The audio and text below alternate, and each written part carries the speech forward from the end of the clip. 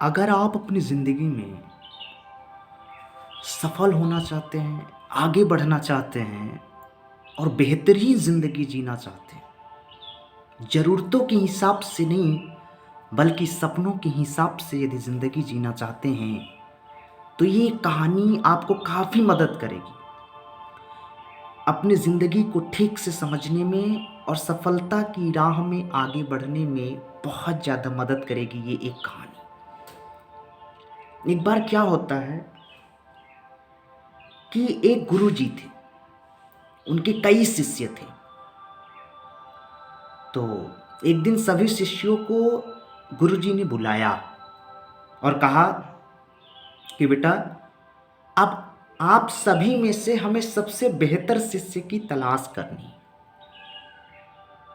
तो एक काम है जो आप सभी को करना है, उसके बाद हम डिसाइड करेंगे कि आप में से सबसे बेहतर कौन है। तो सभी शिष्य बोले, ठीक है गुरुजी, बताइए क्या करना है।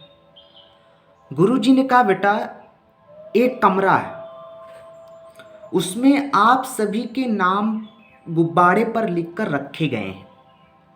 आप सभी को कमरे में जाना है और जा करके अपने नाम का गुब्बारा जो सबसे पहले मेरे पास लेकर के आएगा, उसी को मैं सबसे बेहतर मान लूंगा।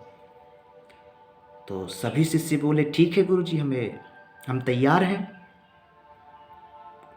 तो गुरुजी ने कहा, ठीक है, आप लोग जाइए और इतनी समय के अंदर जो सबसे पहले लेकर आएगा वही सबसे बेहतर होगा। अब सभी शिष्य उस कमरे में एक साथ चले गए और सभी यही प्रयास कर रहे थे कि अपने नाम का गुब्बारा लेकर गुरु के पास सबसे पहले पहुंचो।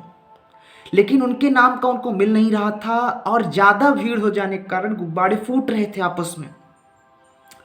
लगभग कुछ देर बाद सभी आए और किसी के हाथ में उनके नाम का गुब्बारा था नहीं। तो गुरुजी ने कहा, बेटा, किसको मिला? कहा, गुरुजी, किसी को नहीं मिला, सारे गुब्बारे तो फूट गए।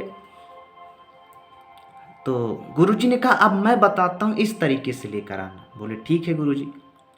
बोले, जाना, जिसके नाम का गुब्बारा मिले बुला करके उसको दे देना, इस प्रकार सभी लोग करना। बोले, ठीक है। फिर से गुब्बारा रखा गया कमरे में, नाम लिख करके। सभी शिष्य गए और जा करके इस बार जिसके नाम का मिलता उसे दे देते। 10 मिनट के अंदर सभी के पास उनका गुब्बारा हो गया। सभी अपना अपने नाम के गुब्बारा लेकर गुरुजी के पास पहुंचे। बोले, गुरुजी, मिल गया। बोले, बेटा, इस के माध्यम से मैं तुम्हें कुछ सिखाना चाहता था।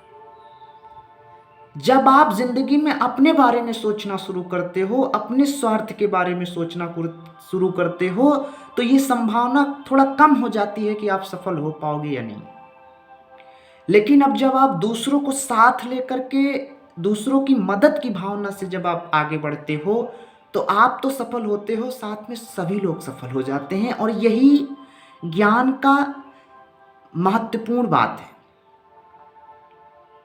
जिस प्रकार पेड़ के जड़ में पानी डालने से पेड़ के पत्ते पत्ते तक पानी पहुंच जाता है, जिस तरह माँ के खाने से उसके बच्चे को पेट में अपने आप भोजन मिल जाता है, ठीक उसी प्रकार जब आप जरूरतमंदों को, गरीब को, दीन को, दुखी की मदद करते हो, तो उस परमात्मा को अपने आप मिल जाता है।